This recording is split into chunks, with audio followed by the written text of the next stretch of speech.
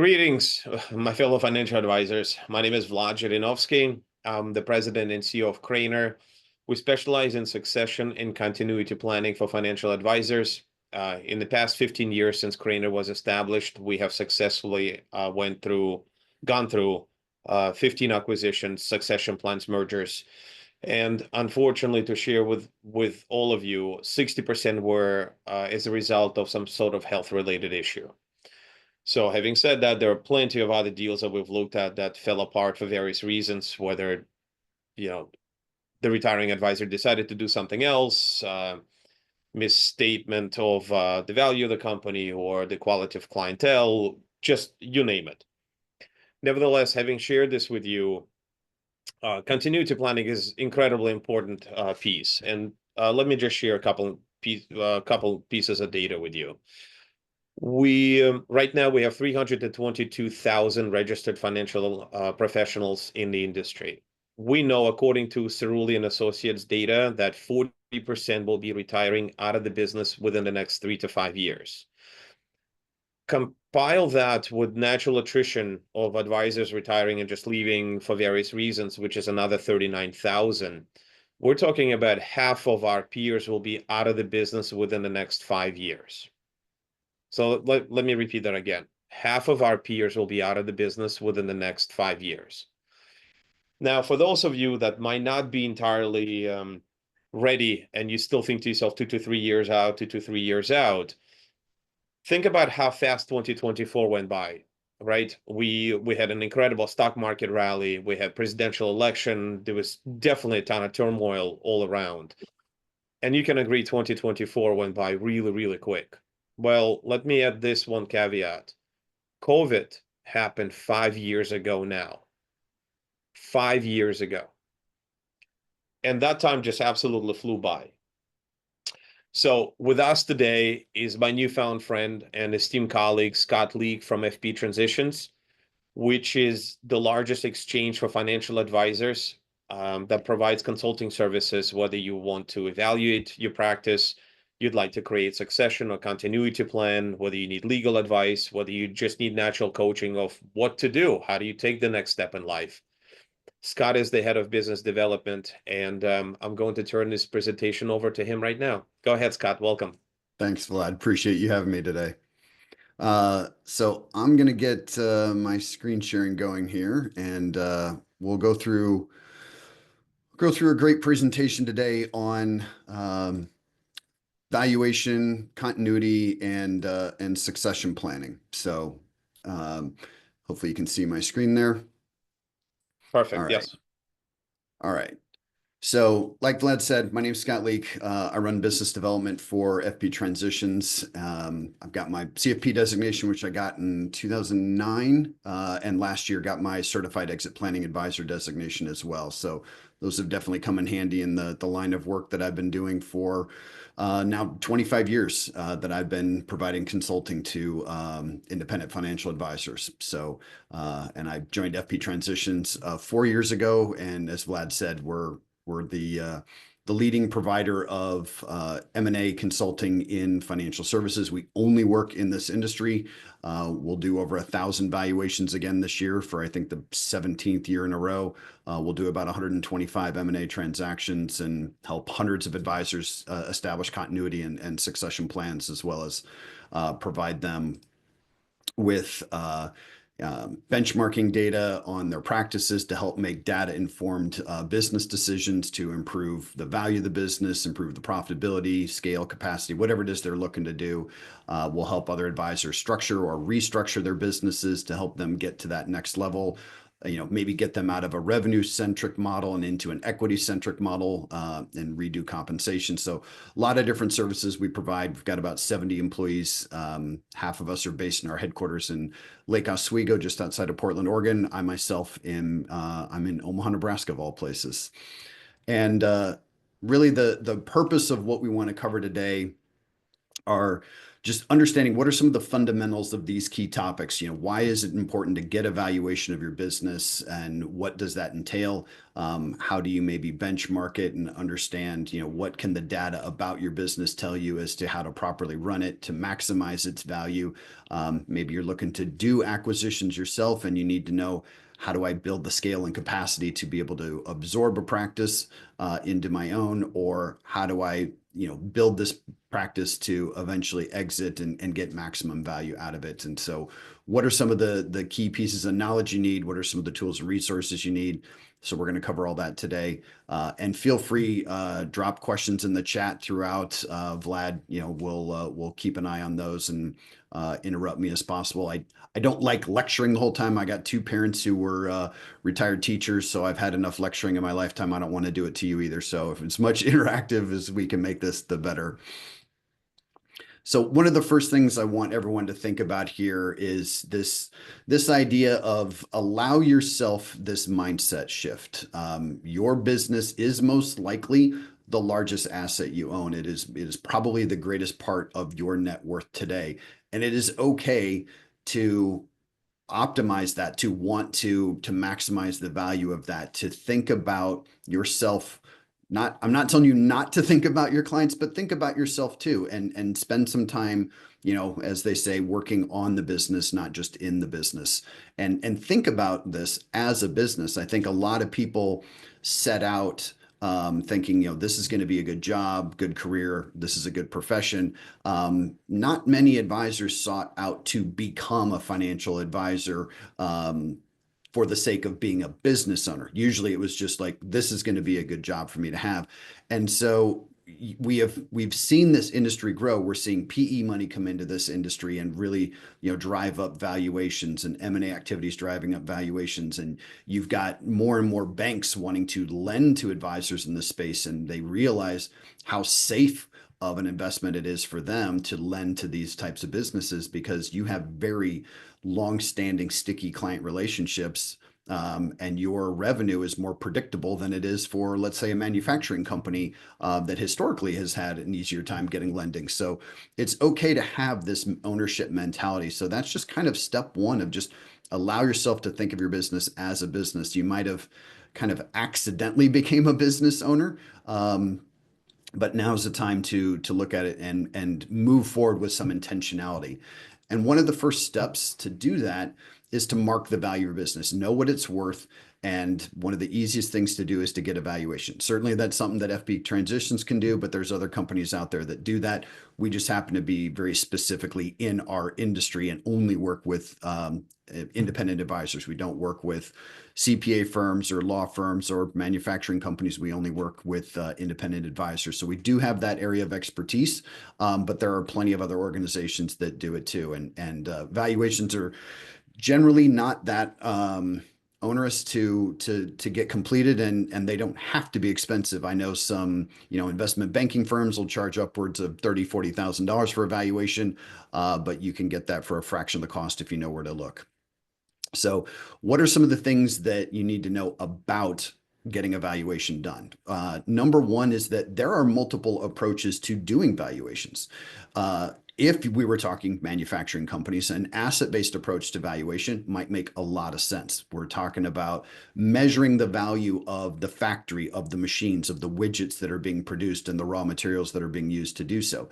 That does not really apply to our industry. So the other two approaches that are left make more sense. About 70% of the valuations that we do at FP are what are called market-based approaches to valuations. So a market-based approach, think of kind of like Zillow and what they do for real estate. So it's just looking at all the data on market comps and determining, based on a variety of factors, what do we think the most probable selling price of this would be? So we'll take in about 100 different data points and determine, based on a number of different things, we'll measure in ratios that we create, what do we believe is the most probable selling price under average deal terms. That is going to drive a market-based approach to valuation. And for most people who are just curious what the business is worth or want to use that valuation to establish the basis for a continuity plan, that market-based approach works really well. particularly if you have what you might think of as a book of business, or if you're single owner running, a small to mid-sized practice, that's probably sufficient. As we start to get to larger practices that maybe are really running as a business, maybe have become multi-owner, there's maybe 2 or 3 owners in the business, the income-based approach becomes a little bit more appropriate. That's where we're going to do something a little bit more complex. We're going to do a discounted cash flow analysis. We'll provide a market-based quote as well, but the income-based approach is really going to help assess the quality of how well run is this business. In a market-based approach, it's not really able to factor in how well run is this business. So one that is really, really well run, very efficient, running on good margins, is actually going to end up being undervalued because those are not taken into account well enough. Meanwhile, a firm that is not all that well run, that has low margins, might be artificially overvalued in a market-based approach. The income-based approach can help normalize that. Furthermore, that can do more complex things like calculating what's a minority stake in the practice worth. So if you have a person who owns 10% of the business, or is going to buy in to own 10% or 20% or whatever that minority stake is, that is an illiquid position and a non-controlling interest. And so it is helpful to be able to calculate that specifically. Or if you're going to do things like gifting of some of the value of the business, and you need it to hold up to IRS scrutiny, there's another level of approach that needs to be taken with that income-based approach. And whether we're talking income-based or market-based, all valuations should generally measure, these 3 core components of what is the cash flow quality of the business. So we're looking at things like how much revenue is there, how much revenue is recurring revenue, what is the growth rate of the revenue of that company, and is that likely to be sustained. We're also going to look at things like the transition risk. So if we're talking about a market-based approach, we're talking about potentially selling that business. What would it be worth to another buyer? Well, that buyer wants to make sure as much of the revenue comes over after that deal is inked as possible. And so we're actually able to measure things like how long have the clients been clients? How long has the advisor been in business, or the business itself existed? And we're able to kind of measure and predict what is the likelihood that all or most of the client assets and the revenue associated with it are going to transfer over. And then lastly, we're going to look at the market demand. So that is just looking at where is the market itself right now, and having done 100 plus M&A deals every year, we have a very good lens on what the market demand is right now, what current multiples are, what current what's a typical down payment, what's a typical note when a practice gets acquired, and then things like how does the geographic region impact it. So someone where near Vlad is in the tri-state area versus a practice in Omaha might have different valuations solely based on the market demand within the geographic region, but also things like, does the practice have a particular niche that might be really valuable to a strategic buyer? So those things are going to get taken into account in a market-based approach. And once you have a valuation completed, the next step from there is figuring out what are some key performance indicators that we want to specifically measure and really track on an ongoing basis, maybe more often than annually when, hopefully you're doing evaluation each year. We highly recommend, this being your largest asset, at least once a year, know what is the value of this. And many times we have firms that are seeing their value of their business grow by 7 or 8 figures per year. And so it's good to kind of mark to market that value. So throughout the course of the year, though, particularly if you're using like the EOS methodology, if you're familiar with traction, maybe you're doing your quarterly sprints, and you're having certain metrics you want to be tracking, measuring the success of the firm. And so some of those are going to vary depend upon where your practice is in its life cycle. So for a sole proprietor, you might focus on some of the basic things like revenue, recurring revenue, what's the average fee you're charging and your profit per client. But as you start to evolve a little bit more into a practice, you've got multiple employees, maybe multiple advisors. Maybe you're going to care a little bit more about, well, what's the profit per professional we're generating? What's the revenue per client and our expense percentage? By the time you get to a full-on enterprise with multiple owners and a pretty large staff, maybe you're starting to build out a C-suite, Now you're going to start to look at compensation ratios. You're going to look at your EBITDA, your EBOC, and maybe some more sophisticated KPIs. So those are some of the things you might want to measure. But regardless of where you're at, I really recommend keeping this kind of rule of thirds in mind. And it is just kind of a rule of thumb. And there are times and places where I would say it's okay to deviate from it. But this is just kind of an ideal state of operation to strive for overall. So you want to think of your total revenue being in three buckets. The first one being owner's compensation. After owner's compensation, 1/3 of the revenue should be devoted to that expense.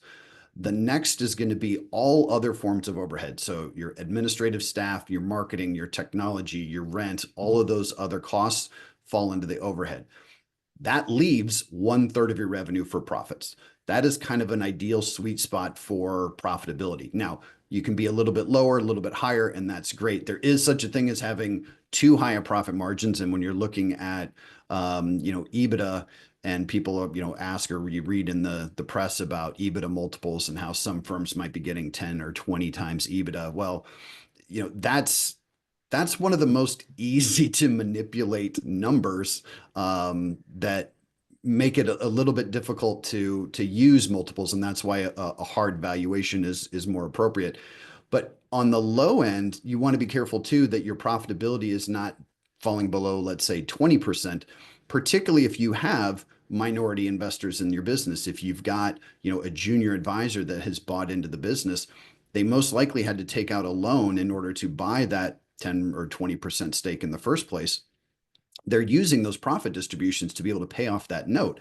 If they're only getting 20% of the revenue in the form of profit distributions, it's going to take them 10 to 20 years to pay off that note. It's not a very investable business.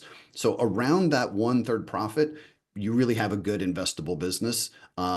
It's okay to drop below that intentionally if you're doing things like, ramping up with technology, ramping up with, hiring before you need to.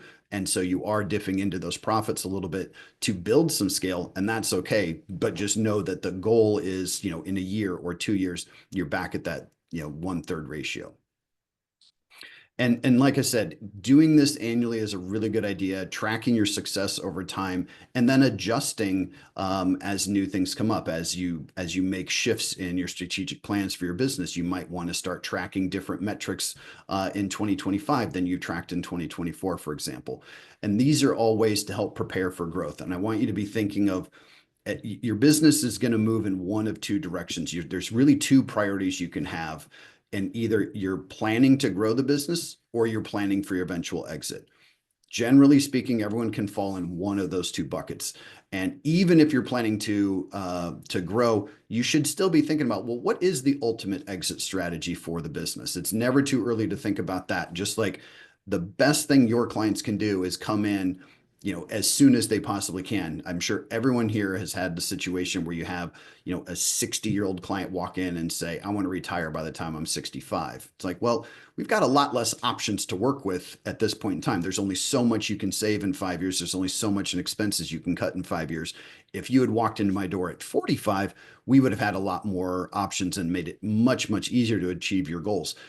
The same thing applies to you and your own exit strategy. So I don't want you to necessarily think that, I'm trying to advocate that you get out of the business in 5 years. Like Vlad said, we've got a shortage coming of people in financial services. So hopefully all of you stick around as long as possible, because the industry needs us all.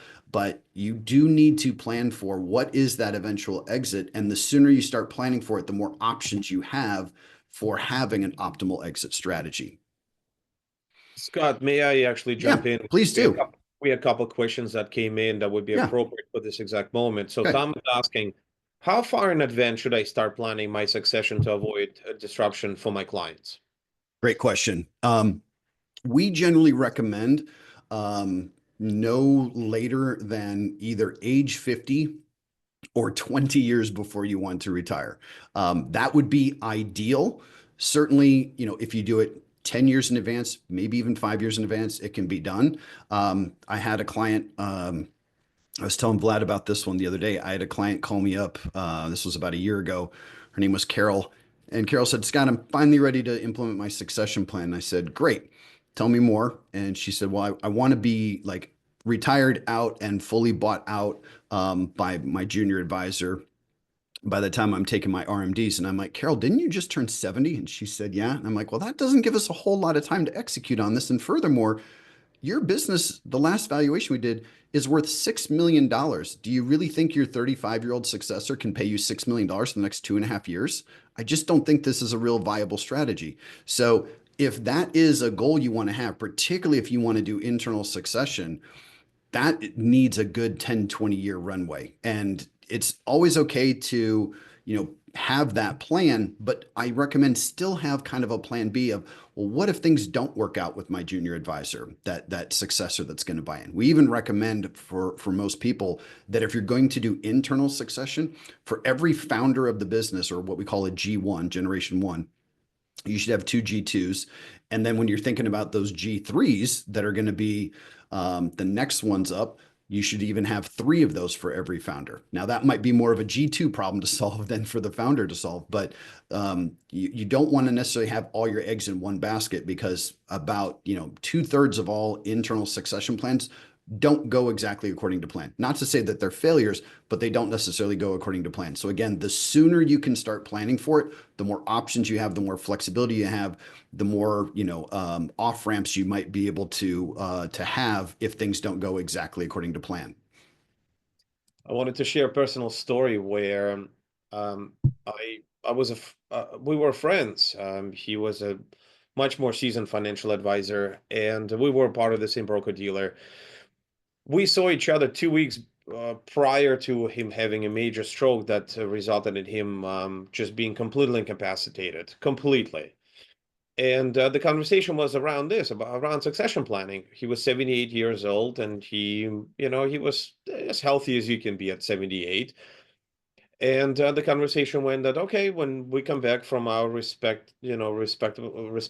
vacations, we'll get together and we'll put something on paper. But yeah, I'd like for you to become my successor. Well, even after learning what has transpired and happened to him, in many businesses, the spouse is pretty closely involved, especially if this is a one-man team. So his spouse was helping him to run the business with him being completely incapacitated to the moment that she couldn't do it anymore. So that was a few months. And then when she called me because she knew who I was, and I got involved. I mean, you have to understand, you can't service the book of business of another advisor, right? So you have to go to your OSJ, you have to go to compliance, you have to let them know what's going on, what's transpiring.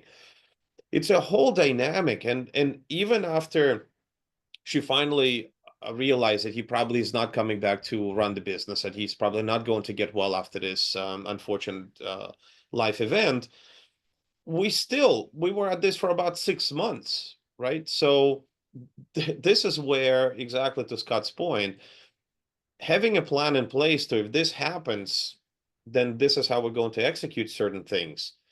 And in this dynamic, I had to teach her how I'm evaluating her book of business and offering her the structure payment. And then she had to go and learn if what I'm offering her is a compelling enough of a deal. And it's not like she had many buyers to go to. And granted, because of my personal philosophy of making sure that if I help enough people achieve their dreams, they'll help me achieve my dreams. She was able to find old colleagues and double check, and she saw that the value of the practice was more than fair. And she came back and said, okay, let's do it. It was a nightmare. It was a nightmare that could have been easily avoided if you just put something in place to say, this is how we're going to get this done. Right, Scott? Absolutely. And it's kind of a good transition to our next point on continuity and succession planning. And Right. this is a key point of, when you think about mastering ownership of a business, you need to start with protecting what you've built. And there's different ways to do it. And I recommend having both a continuity plan and a succession plan. These are both very important. These should both be written plans. They must be executable. Continuity plans in particular are very easy to be revoked, be changed, updated. And so that's one big difference with a continuity plan.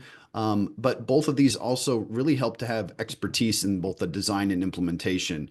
And Vlad, I wrote down a note because your story reminded me of a key point on continuity planning I want to talk about when I get to it here. But Talking about succession first. So, this is something that can be done either internally or externally. And that graphic there kind of goes to the point I just talked about of like for every G1, you should have two G2s and three G3s.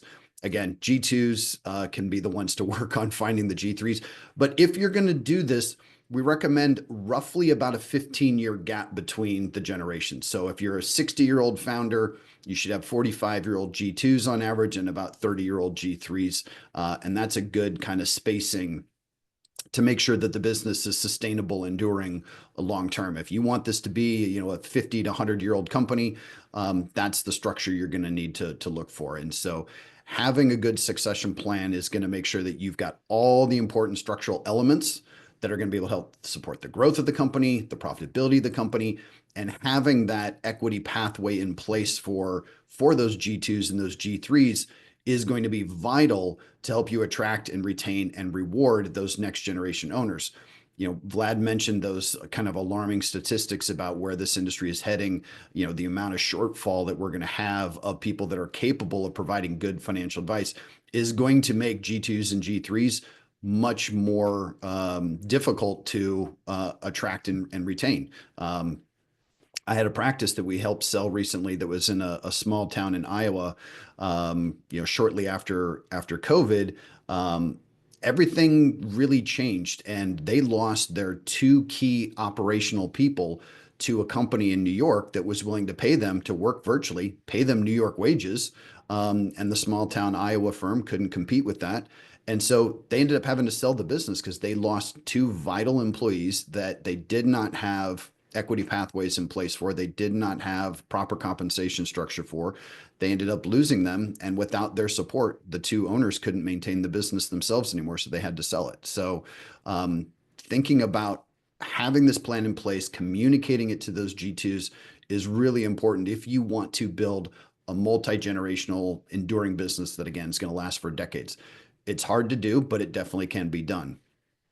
More importantly, and first, though, is the continuity plan. So I just kind of want to differentiate between the two. Succession is the kind of intentional plan to exit the business. Continuity plan is more of like, well, what do we just do in the event that there's an unforeseen death or disability of the founder, of the owner of the business?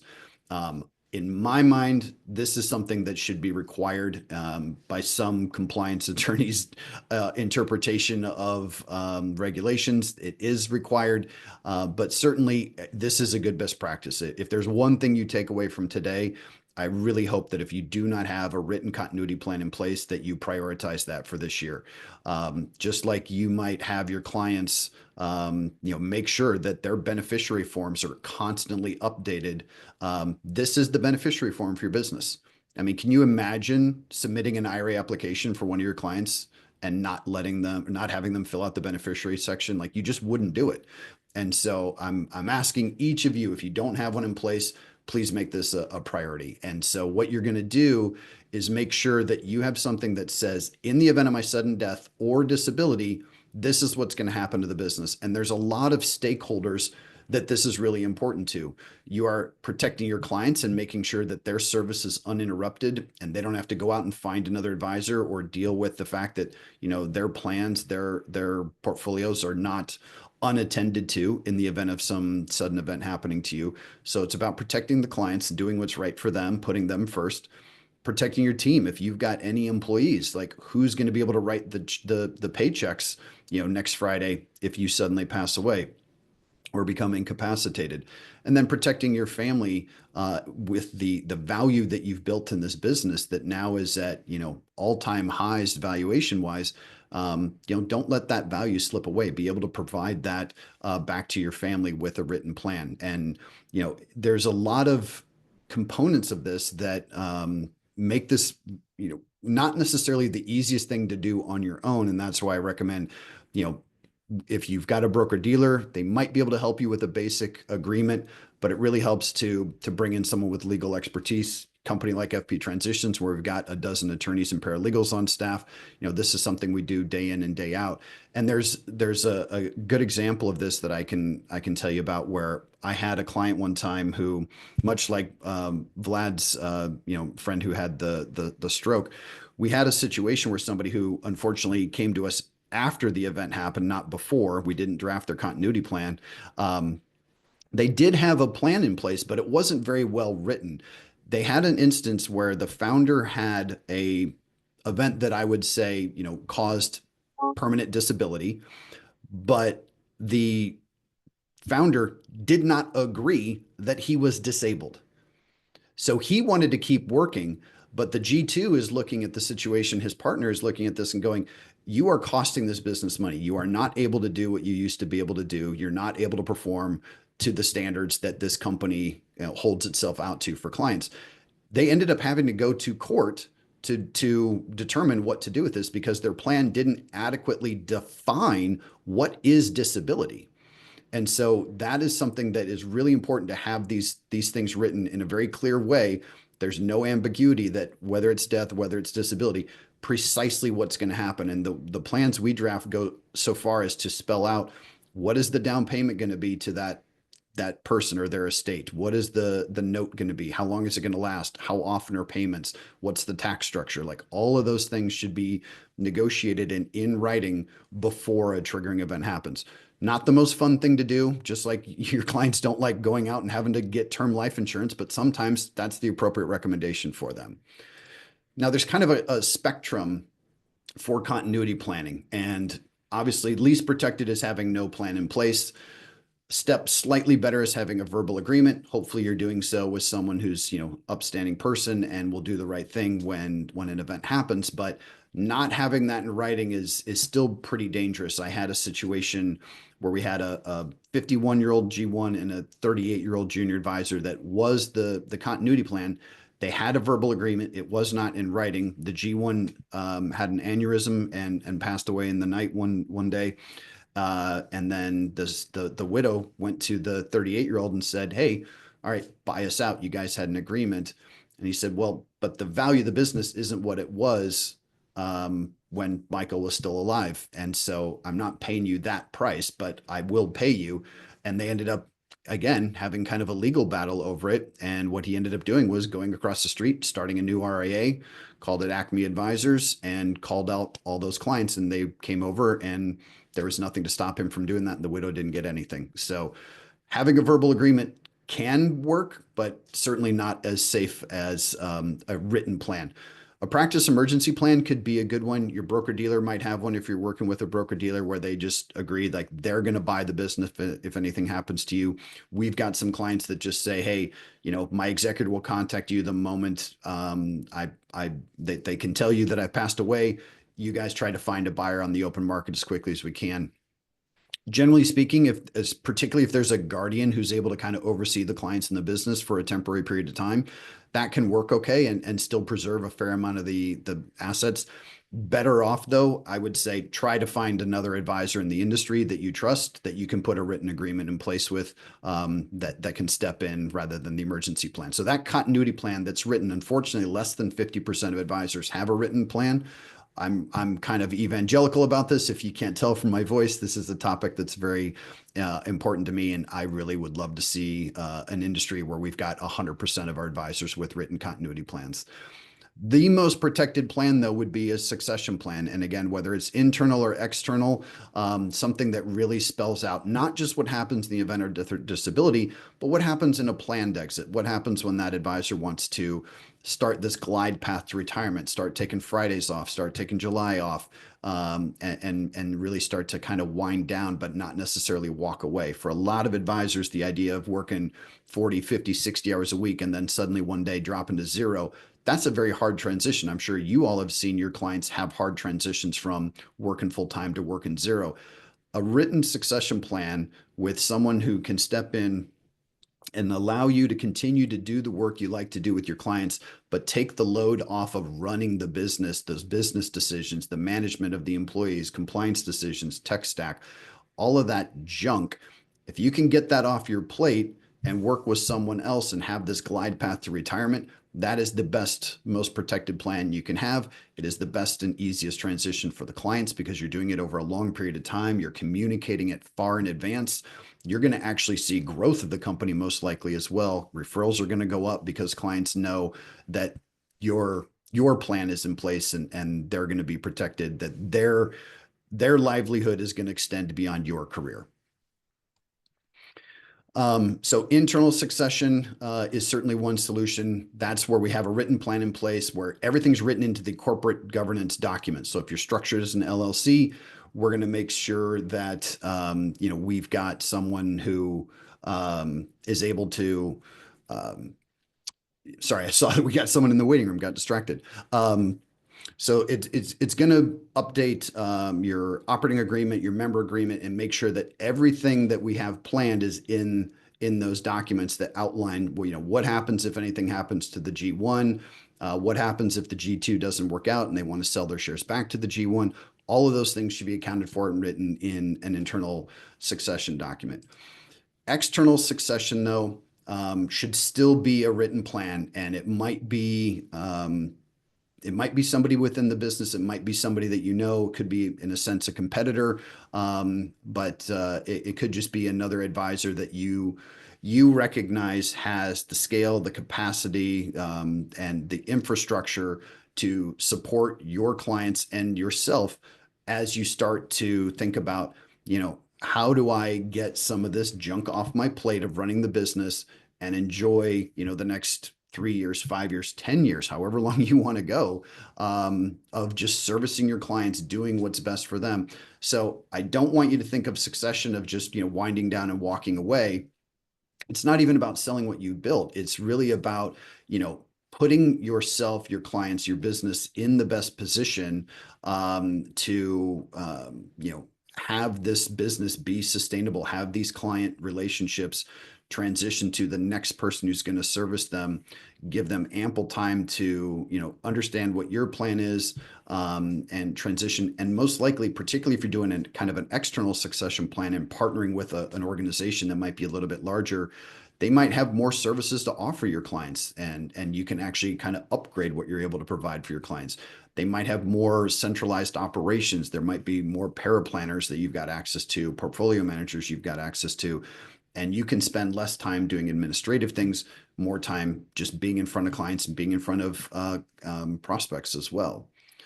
So some of the benefits of succession, owners get to exit on their own terms. They get to receive agreed upon payouts.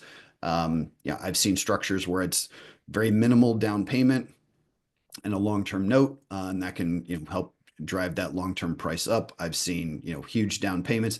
I've seen advisors do equity swaps where maybe they're getting some cash, but they're also getting some equity in the larger firm that they're joining.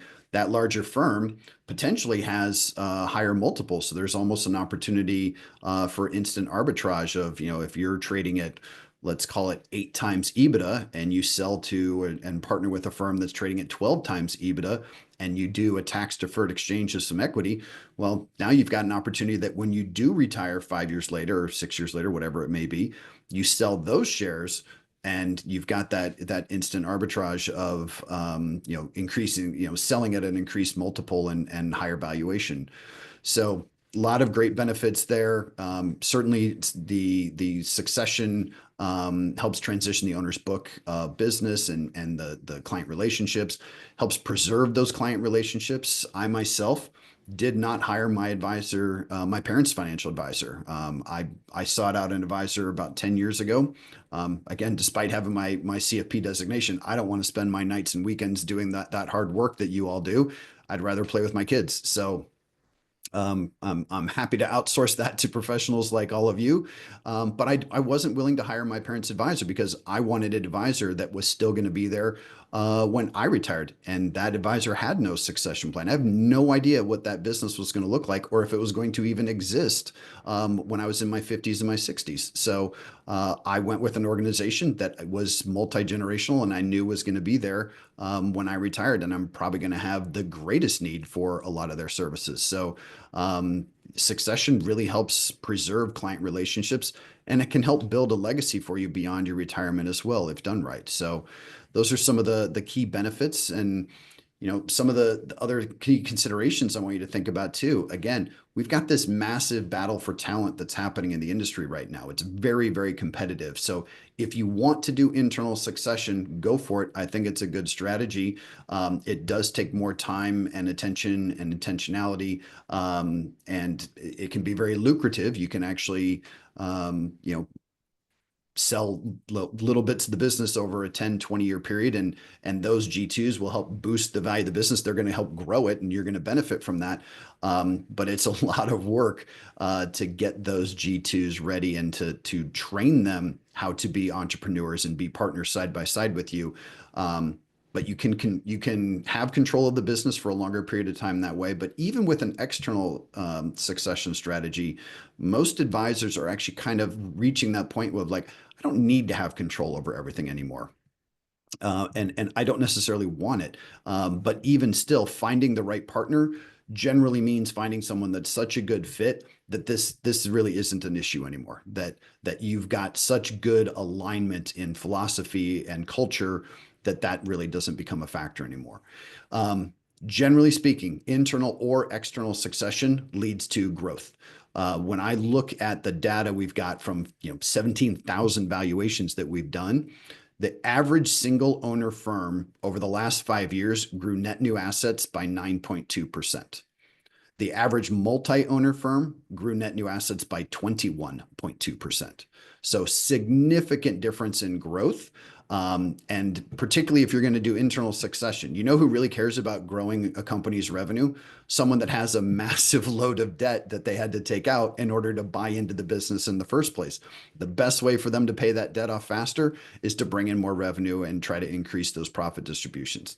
But also, external succession leads to tremendous growth as well. Like I said, you take things off your plate that were preventing you from potentially going out and meeting new clients. So if you can take those things off your plate and bring them to a place that's got centralized operations, that is a great way to be able to grow and increase the capacity. Our data shows the average advisor can handle about 110 households if you're doing good financial planning work and money management. If you work with an organization that has more scale, more capacity, more centralized services, you can increase the number of households that you can service, and you can bring in more growth, potentially making even more money after that sale of the business to that partner. And again, that kind of addresses the capacity issue as well. And certainly, the sustainability thing is addressed here as well. I think it's a disservice to all of our clients when advisors just close up shop and that's the end of it. I think this is one way that the wirehouses still have an advantage over the independent channel, is that if you go hire an advisor at Merrill Lynch, you've got an advisor for life. It might not be that advisor you hired on day one, but Merrill Lynch will make sure you always have an advisor. And that's one little advantage that I think still remains that the wirehouses have.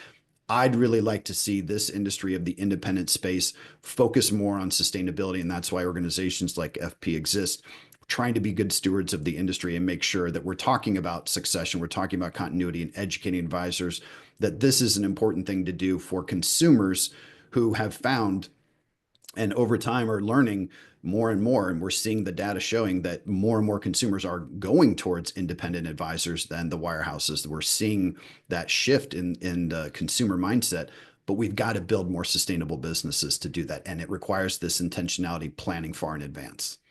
Vlad, I'd like to hear you talk a little bit more about, specifically how do you at your company go about the succession planning process? So, like I've mentioned before, we've gone through 15 succession plans, successions, acquisitions, mergers, and most of them were triggered by health-related conditions. Several advisors were diagnosed with cancer, and naturally speaking, this was the only thing on their mind, right? I shared with you the occurrence with the gentleman who unfortunately had a major stroke. And what we keep on finding is the conversations I'm having now, again, just having become kind of an expert in our field and constantly publishing white papers, and my peers and colleagues reach out to pick my brain. One of the key thing when it comes up to succession planning, internal succession planning is kind of along the line. I've been in business for, 35 years. I have someone who is 35, 38, 40 years old. And I'm kind of thinking maybe that's the person who's going to be my successor. I'm thinking to maybe work another 2 years, right? And it's exactly what I said. I had this conversation a year ago. I'm reconnecting with these folks and having the conversation again, and I'm telling them, well, you have a year left, and they go, well, maybe 2 more years, right? So it becomes this rolling sequence of events, The and rolling 5-year plan. absolutely. And Scott, you brought up a great point before, where um, if you have someone who's been working with you for a long time and the clients love them and you enjoy working together, obviously our businesses are scalable and we don't need a team of 50. The question that you need to ask yourself is, are they able and are they willing to take on the responsibilities that have nothing to do just following up with clients and moving money around, right? Being an entrepreneur, it's almost like a gene that you have in your body. For those who truly succeeded in this business, have been in this business for 30 plus years, there are thousands that have been incredibly unsuccessful, right? It's difficult to find new clients. It's difficult to do the work that we're doing, be patient with our clients, educate them when the market is down, that this is a time to buy, and explaining to them when the market is down, everything's on sale versus when everything is up and everyone's throwing money at, new Tesla or new Apple or Nvidia, right? Or Bitcoin. Scott, you had a very interesting story that you shared on previous calls about you looking for continuation of who would handle your own business when you had an advisor who was seasoned, and then you realized that probably you need to think about plan B. Can you talk to that, please? Yeah, absolutely. And we generally recommend, having well, obviously having any succession plan is ideal, but even if you're not sure if you've got that G2, even if you're not sure that they're going to be a perfect fit, it doesn't mean you're kind of locked in if you sell them 10% and you have to keep going in that direction. You can still have an off ramp from that. We generally recommend that when you sell that first stake to a G2, you have what we call an incubation period where you're testing out with each other. Are we good business partners? Like, you might be good owner employee, but that changes, the dynamic changes when you become business partners and they now own 10% of the company and they need to be involved in management decisions of the organization. So this incubation period will last anywhere from about 2 to 5 years, where you're both, I mean, they're paying off their note, but you're both assessing, is this working? Hopefully you had enough, discussions and determined, to Vlad's point about, are they willing and able? We refer to it as having the will and the skill to be an owner. And sometimes G2s can surprise you. Sometimes you might think that, oh, they don't have what it takes, that they didn't have the same start that I did. Everything was a lot easier for them. I just handed them some clients and they were kind of off and running. But you might not know until you try. And if they're asking for equity, you're probably going to lose them if you don't give it to them. And I'm not saying, I shouldn't say give it to them, if you don't sell it to them, if you don't decide to partner with them, but you have to have this open, honest dialogue of, do we have the will and the skill? And even if after that incubation period is done, you decide, all right, well, maybe this didn't work out, or maybe they decide, I don't like being an owner. We had a firm that I worked with a couple of years ago. There were 4G1s and they had 4G2s. And when they went to do their second round and sell them some additional stakes, one of the G2s said, I don't like being an owner. Can you buy back my shares? I had to go and look up the original documents to see what did we put in their corporate governance documents to say, what are we going to do in this scenario? And they had to put it to a vote and determine, who was going to buy back the shares and how. And then one of them, they said, you can keep your 5%, but we're not selling you anymore. This isn't quite, we don't want you to be a larger stake owner. And then a third one said, this is great. I want to keep buying in. So that's another reason to not put all your eggs in one basket with just one G2. But that incubation period is really, really important for everyone to assess, is this working? Do I want to keep doing it?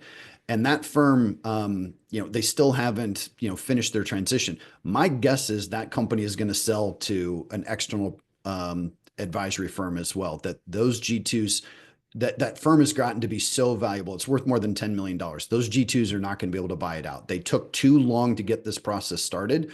The G2s do not have enough time to buy in before the G1s want to be completely out. But this is not a failed succession plan. Those G2s are going to be able to be a part of the decision-making process of finding the right fit of a new organization that they're all going to partner with.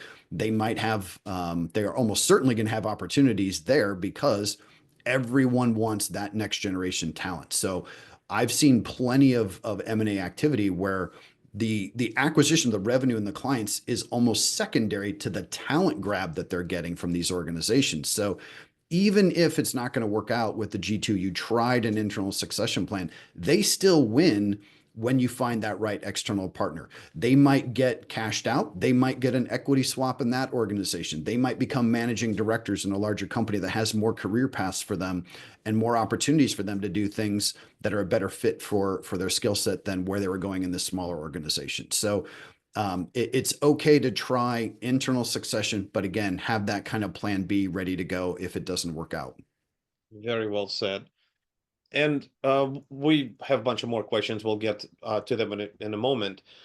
A big component of succession planning and misunderstanding is that you're not selling your practice and you're retiring. Okay, Right. well, let's face it, you've been in business for 30, 35 years. You have complete flexibility when you go on vacation. How do you do things? When do you work? I know plenty of seasoned advisors who tell me, look, I exercise, I work out, and I know clients don't get a hold of me until 11 a.m. 11 a.m., I'm in the office, then we go out to lunch, and then I might work till, after the market closes, 4:30 or 5 o'clock. So I want to be clear about building an opportunity for yourself. If you want to sell and retire, you can do that. You can also stay and sell and work. You can sell a portion of your business, have a team come in to help you with back office operations, and you can continue working, continue being part of the team, grow that other piece of your business and get a higher payout. But we also have another component which we call sell and mingle. You've become friends with the families that you've been servicing over all these years. I know plenty of seasoned advisors who go on vacations with clients that they service, right? So while you're on vacation with the clients and building relationships and continue to bring additional business, well, might not be compensated for that while your team is taking all the back office operations, compliance, marketing, corporate governance, and whatnot. And Scott's organization, this is precisely why I wanted for Scott to be on this call with us. Of course, I can run evaluation in your practice. However, that's what they specialize in. That's what Scott's uh, group exactly works on.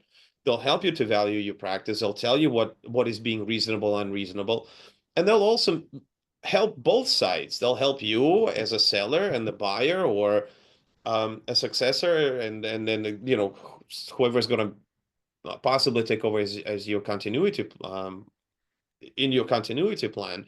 They'll be able to engage to explain, well, I know you want $2 million for your house, but in the neighborhood that you're located, your house is worth 1.2 million, right? Right. And vice versa. Like, you can't pay $800,000 for something that's worth $1.1 million. So this is where it's incredibly helpful. And again, the legalese that none of us really understand incredibly, they have an entire department that handles that. And again, we're not talking about thousands of dollars, right? They have an incredible program that's designed, and you'll have our contact information upon the completion of this webinar. Just know that the tools are out there, and you can go and obtain information from Scott and myself. We'll tell you what to do, what not to do, and you'll be better off for it instead of waiting 5 more years and realizing, well, there are no successors. And actually, at Kraner, we'll launch an internship program called Kraner's Future Leaders Program, where we take anywhere from 5 to 7 interns, and they're juniors to seniors in college, and we're educating them about the field of wealth management, financial planning, investment management. And as a matter of fact, we already hired one of our interns. He's starting with Kraner come this upon graduation, right? This spring. And there aren't enough folks. I want to keep stressing that. Um, so let me get to some of the questions that we had that came through. This is a good one. Emily would like to know, what steps should I take to communicate the succession plan effectively to my clients? What do you think, Scott? Uh, First of all, that's a really good point, and I think for the most part, it is incredibly well received by clients when that does get communicated. If you've got enough, I'm not saying you do, Emily, just in general, if you've got enough gray hair, your clients are wondering what is your succession plan. They might not ask you, but they're wondering, and they might be holding off on making referrals until they know the answer to that. So I think the soonest you can communicate to them your plan, if you have a plan in place, if it's written, if it's locked down, it's ready to go, as soon as you can let your clients know that you have a plan, go ahead and communicate it to them. It is going to go over well. It's going to most likely result in some growth for the business too. We've got all kinds of kind of template letters and scripts and everything that we hand off to our clients when they do put a succession plan in place. There is certainly a right way and a wrong way to do it. I would certainly make sure that we've seen firms make the mistake of if someone acquires another practice and they're a little overzealous about it and they reach out to the clients before the seller does, that tends to go very poorly. So there's certainly a proper cadence to do it that your clients need to hear it from you first. And so control the narrative, let them know as soon as you've got something in place and finalized, and just be there to answer any questions they have. But for the most part, it goes over very, very well when clients understand that you have a succession plan in place. Excellent, excellent. There's a question from Brian, and I'll just before I read the question, I'll tell him, Brian, this is precisely why we put together this webinar. This is precisely why Scott is here. And Brian's question is, how can I structure a financial agreement that protects my interests while ensuring the successor's success? Ooh. Yeah, big question. So if we're talking about an internal succession plan, what our process at FP Transitions is we do start with evaluation. Like, let's know what this business is worth. And if someone's going to sell a minority stake to someone else, let's specifically calculate what is that worth. Again, it's an illiquid position. It's a non-controlling interest. It's not as simple as saying, well, if the business is worth 5 million, 10% is worth 500,000. No, it's worth less than that. So we need to know what that is. We need to then run some various scenarios. And maybe you don't even know, is 10% the right amount? Should it be 12 and a half? Should it be 15? So we can run a 10-year pro forma and model out what does this look like under various conditions. What if we change all these different what ifs of what if we sell them 10%? What if we sell them 12 and a half? What does that do to their note? How long of a note do they need to take out? And then we'll help figure out, should we do this seller financed with the G1 or should this be bank financed? What is this going to look like for their profit distribution? So we'll model that out as well. And how long is it going to take them to pay this off? What is the financial implications for this for the G1, for the G2? The G1 is going to get 90% of the profit distributions now, but they're going to get this lump sum payment, presumably, from the bank loan that they took out to buy them out. So it can get kind of complicated. So we've got a team of financial analysts that will model out the transaction, and sitting side saddle in that project is one of our attorneys who then, when the whole thing is done, puts this all in writing, writes the asset purchase agreement, updates the corporate governance documents, and helps them determine, like, what are all those what if scenarios of what if this doesn't work out? How are the G1s going to buy back the G2s? How are the G2s going to buy in more? What happens if either party gets hit by the proverbial bus? All of those things need to be determined as well, and the corporate governance documents updated. So generally speaking, an internal succession process with us takes about 3 to 6 months. It is a kind of a lengthy process, but it's an incredibly important one. You want to get it right. External succession, that's a little bit different in that it might even take longer if you need to first figure out, who are all the people I want to start dating before I decide who I want to marry in this relationship. How do I find that right cultural alignment, the right investment philosophy, planning philosophy, and kind of have those dates first before you decide to put something in writing with an external partner. So very different process, takes a little bit longer, but once you've got once you've found that right fit, you're going to know it. Excellent, Scott. Thank you for that. There's one more question that we'll answer, only to be respectful of everyone's time. We have, there like a dozen or so questions that I didn't have a chance to get to. I do want to leave you with the fact that after we answer this question, you will have our contact information. This is precisely why Scott and I put together this webinar. This is incredibly important. It's a big topic, and those who ultimately fail to plan, they plan to fail, correct? Yep. So understand what is required. Even if you say, okay, I'd like to set up a continuity and succession plan today, just know it won't be done tomorrow. Scott just said it will take 3 to 6 months. And again, there's a pipeline of folks that are ahead of you. So the sooner you get in line to make sure that all your interests are being addressed and met and the questions answered so that you yourself can feel in control of your decision more so, instead of just waiting and kind of cascading this forward. Because mind you, the market's done incredibly well. Next time there's another pullback, and the pullback's been massive and much more frequent, what's going to happen then? You'll be one of thousands of sellers, and then you're not going to get the money that you deserve for the business and the legacy that you've built. So we'll go to Rebecca's question. And are there any common mistakes advisors make during succession planning that I should avoid?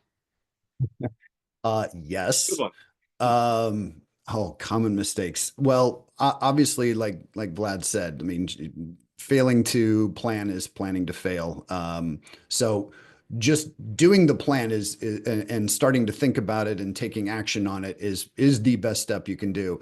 Yes, internal succession can take 3 to 6 months. Continuity plan, we can usually get that done in under a month. So that, and the majority of the time of that is just getting the valuation done so we know what we're dealing with and what we need to negotiate and put in writing for the continuity plan.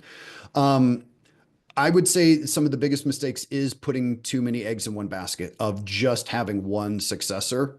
Because if that well, first of all, you're going to need to know that you're a good fit to even work together. So if you're talking about an employee, you don't want to necessarily offer an employee equity until you've been employee employer for maybe 2 to 5 years. Then you're going to offer them equity. They're going to buy in. Then you got the 2 to 5 year incubation period. So you're talking about potentially 10 years before they own more than 10% of the business. And if that doesn't work out, you really don't have any time left to do another internal succession plan.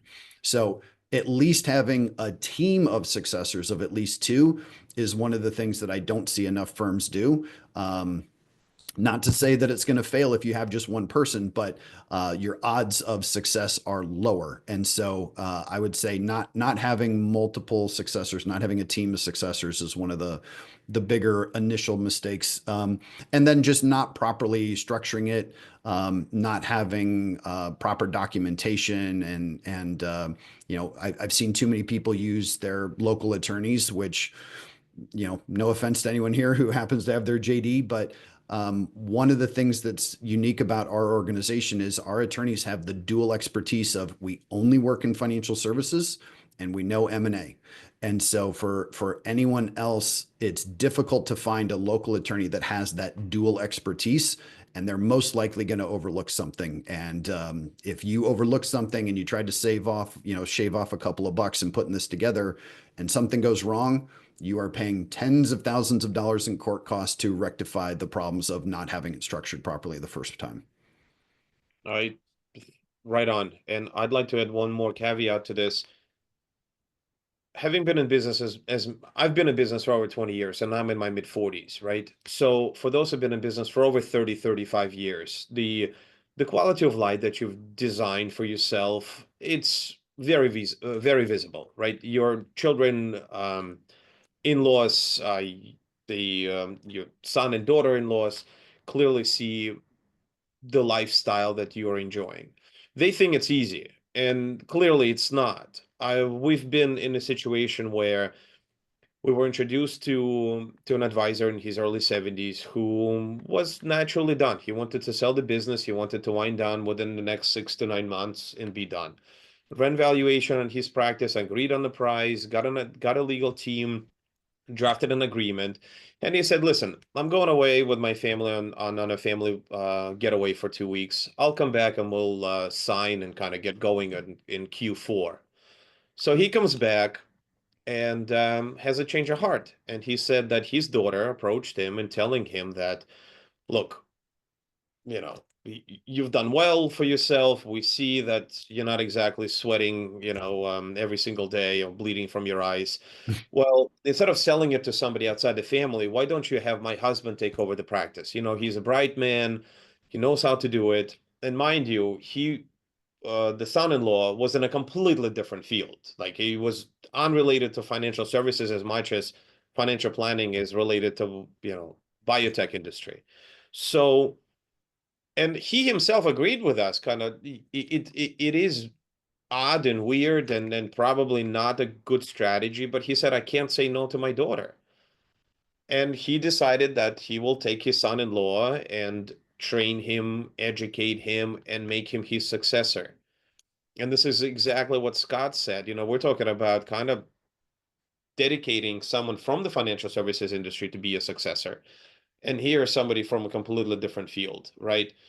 So unless your children are already in the business and they truly show interest and, are they able and are they skilled to do this? Really, really think hard about it. I in the end told them, I'm like, why don't you take the money that I'm paying you for your practice and just give them half if Right. they need the money, right? And he said, no, they want to earn this money. Well, you can imagine what kind of recipe for disaster that is. Maybe it's not, but I filter everything through me. If something sounds weird, it probably is. Yeah, With that, thank you everyone for joining us. Scott, pleasure. This is a great conversation, and I'm looking forward absolutely. to many more years together. Everyone will receive our contact information and a copy of recording. If you have any questions, please feel free to reach out to us directly. Thank you. Have a great day. Thanks, Vlad.